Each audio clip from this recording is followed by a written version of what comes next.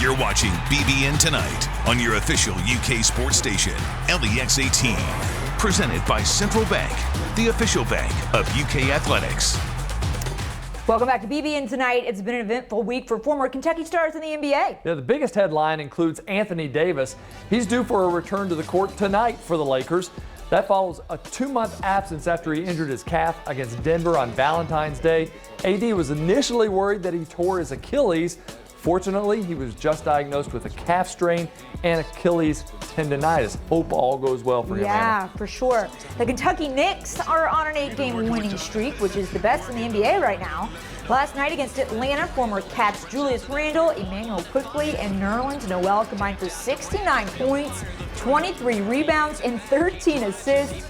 Randall's driving layup with 8 seconds left in regulation gave New York a 122-119 lead, but the Hawks answered with a three-pointer and sent the game into overtime. The Knicks then scored the first 10 points of the extra session and went on to win 137-127. Keith, naturally being from Kentucky, I've never had a big allegiance to an NBA team, but it is so fun to watch this team and to watch Julius Randle really shine and get his due this year. I just love watching Emmanuel Quickley with that little floater that he's got that's been so good. I mean, it's just been a blast watching him develop his game in the NBA. Our Julius Randle came into last night's game as the Eastern Conference Player of the Week. During last week's 4-0 run for the Knicks, the former Kentucky star averaged 35 points, 8 rebounds, 8.2 rebounds, that is, 6.5 assists, and 2 steals. Theo Pinson of the Nets decided to throw a little shade Randle's way during a press conference.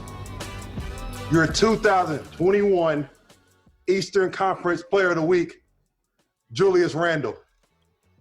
Kentucky University National Championship runner-up.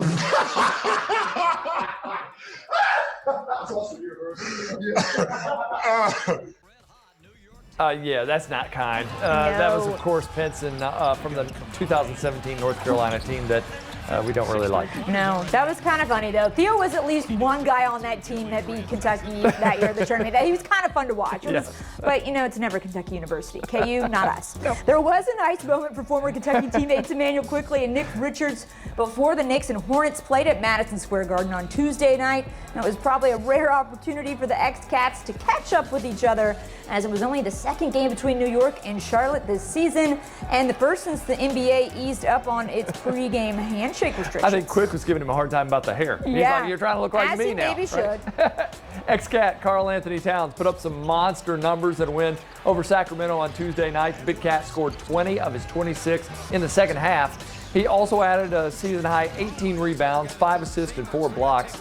Unfortunately, the win came at the expense of De'Aaron Fox and his Kings, as the former Kentucky guard had his lowest point total in 3 weeks, scoring just 14 points on 5 of 17 shooting.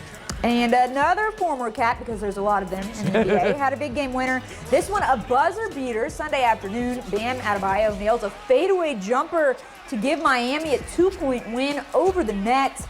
The Heat took the floor without Jimmy Butler, who was out with an ankle injury, and that gave Bam the reins to the offense and the final shot in crunch time, and he delivered. Yeah, and Charlotte Hornets guard Malik Monk is the focus of a new feature at theringer.com. The former Cat opened up about his struggle on and off the court.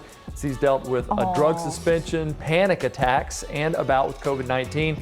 Former Cat says he's come through the other side of all of that with the help of his dog, Bear. How about that? That is a huge dog. I think they could get him on an NBA lineup.